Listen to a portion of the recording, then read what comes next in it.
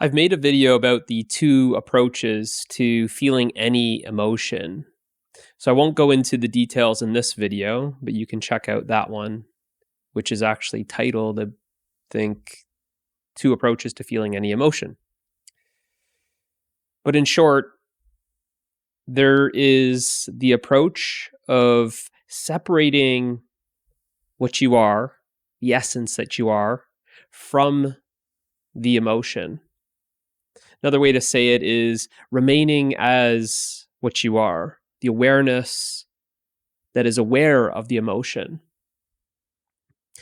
And that would be approach one. And approach two, which is no better, no worse, just another way, is to dive into that emotion fully and feel it fully, experience that emotion fully. And these are really the two ways to experiencing any emotion.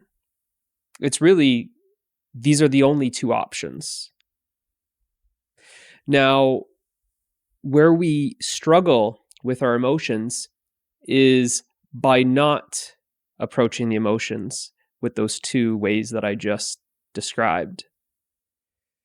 One is more of a step back. You're simply remaining as what you are, pure awareness, and this emotion just simply starts fading, starts dissolving. And the other is not a step back, but it's two steps into the emotion. You jump right into it. So if you choose option one or option two, you will be successful. Where we struggle with our emotions is when we aren't choosing option one or option two, but we're in the middle. We're not quite all the way back, remaining as pure awareness, and we aren't jumping fully into the emotion. We're right here in the middle. And the middle is the resistance to the emotion. The middle is where we seem to exist as a separate entity. This separate entity is the resistance to the emotion. The middle is where we are essentially thinking about the emotion, thinking about how I don't want to experience this, thinking about how I want something else, thinking about how this is wrong, thinking about all this thinking. The middle is where we are identified as the story. The middle is where the story is. See, when you're abiding as your true nature, there's no story here. And when you are going 2 feet in and really diving into this emotion, there's no story. The story is just in the middle. And this is where the separate self really hangs out. This is where it can only exist because it only exists as a story.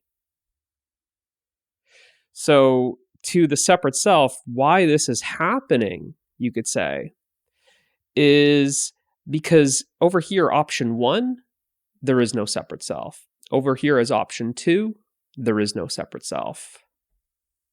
And this is why it remains in the middle.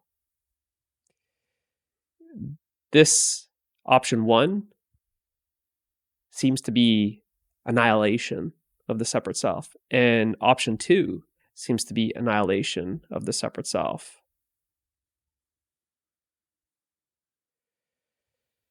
If you ever experience an emotion fully, there is no you and the emotion. There's just simply the emotion.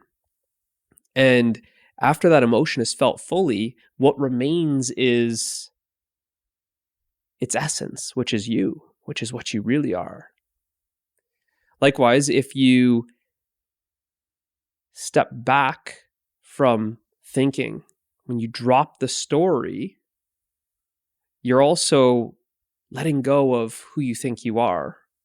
And there's no you and awareness. There's just simply awareness.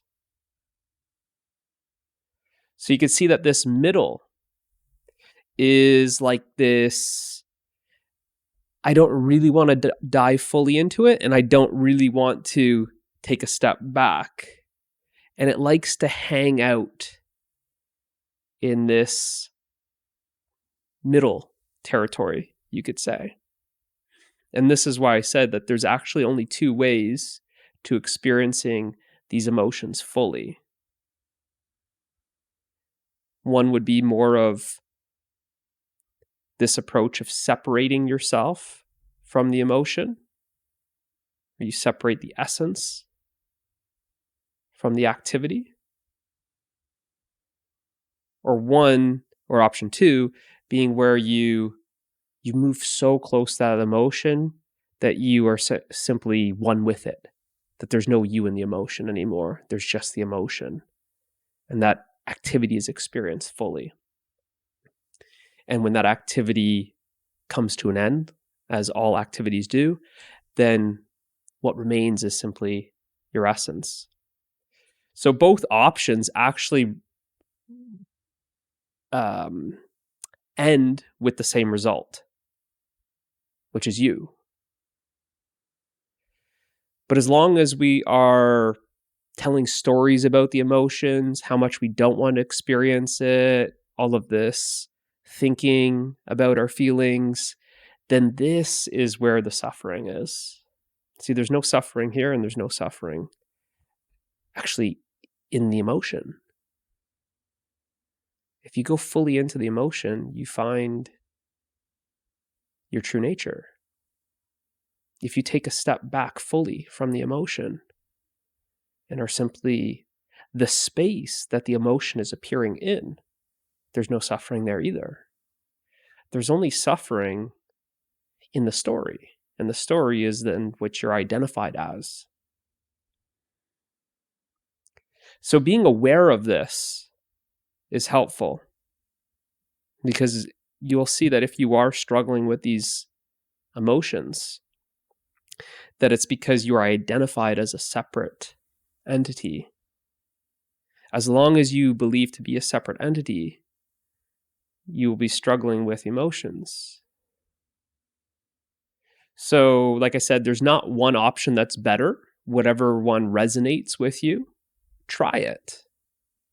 And perhaps you tried this separating yourself from the emotion, and it's not that effective. It's not that effective for you to relax and be the space in which the emotion is appearing in.